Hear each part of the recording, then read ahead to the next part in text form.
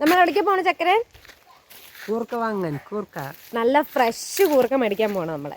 Okay, നമ്മൾ നമ്മുടെ മേലെ വീട്ടിലെത്തി. അപ്പോൾ നമുക്ക് നല്ലൊരു കൊക്കോ അവിടെ പഴുത്ത് നിൽക്കുന്നുണ്ട്, കണ്ടോ?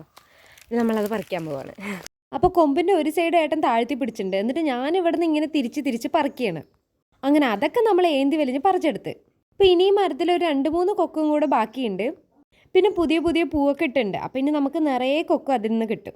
അല്ല, നമ്മൾ കാര്യത്തിൽ നിന്ന് തെന്നി മാറി. നമ്മൾ കൂർക്ക മേടിക്കാനാണല്ലോ പോണത്. ഇനി എൻ്റെ ഈ വീഡിയോൻ്റെ ബാക്ക്ഗ്രൗണ്ട് ഫുള്ള് പച്ചപ്പും ഹരിതവും നിറഞ്ഞതായിരിക്കും. പിന്നെ കൂർക്ക മേടിക്കാൻ നമുക്ക് കുറച്ച് പോവാനുണ്ട്. അപ്പോൾ എൻ്റെ ഈ ബാക്ക്ഗ്രൗണ്ടിലുള്ളതാണ് കൂർക്കപ്പാടം. നമ്മൾ ഇവിടുത്തെ കൂർക്കയാണ് മേടിക്കാൻ പോണത്. അച്ഛൻ്റെ ഫ്രണ്ടിൻ്റെ അടുത്ത് നിന്നാണ് നമ്മളത് മേടിക്കാൻ പോകുന്നത്. അപ്പോൾ ഞാനും ഏട്ടനും കൂടിയിട്ടാണ് പൊക്കോണ്ടിരിക്കുന്നത്. ഞാനാണെങ്കിൽ ഏട്ടൻ്റെ അടുത്ത് ഓരോന്ന് ഇങ്ങനെ പറഞ്ഞുകൊണ്ടിരിക്കുക.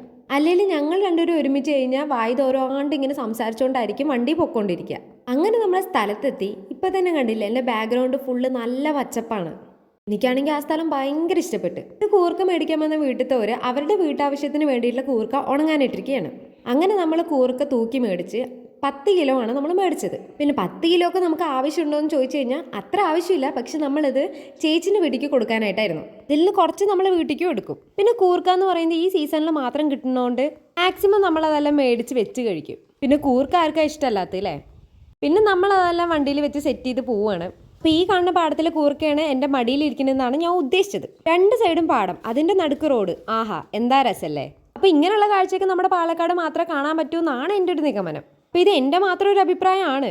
ഇനി വേറെ ജില്ലക്കാർ കണ്ടിട്ട് എന്നെ തെറി വിളിക്കരുത്. നമ്മൾ കടയിൽ പോയി കൂർക്ക മേടിക്കുമ്പോൾ വളരെ ചെറുതായിരിക്കും. അതാണെങ്കിൽ ക്ലീൻ ചെയ്യാനും ഭയങ്കര പ്രയാസമായിരിക്കും. പക്ഷെ ഇങ്ങനെ നമ്മൾ ഡയറക്റ്റ് പോയി മേടിക്കുകയാണെങ്കിൽ ഇതുപോലുള്ള വലിയ കൂർക്ക നമുക്ക് കിട്ടും. അതുകൊണ്ട് തന്നെ നമുക്ക് നേരാക്കാൻ ഭയങ്കര ഈസി ആയിരിക്കും. അപ്പോൾ അത്രയൊക്കെ ഉള്ളൂ. ബൈ.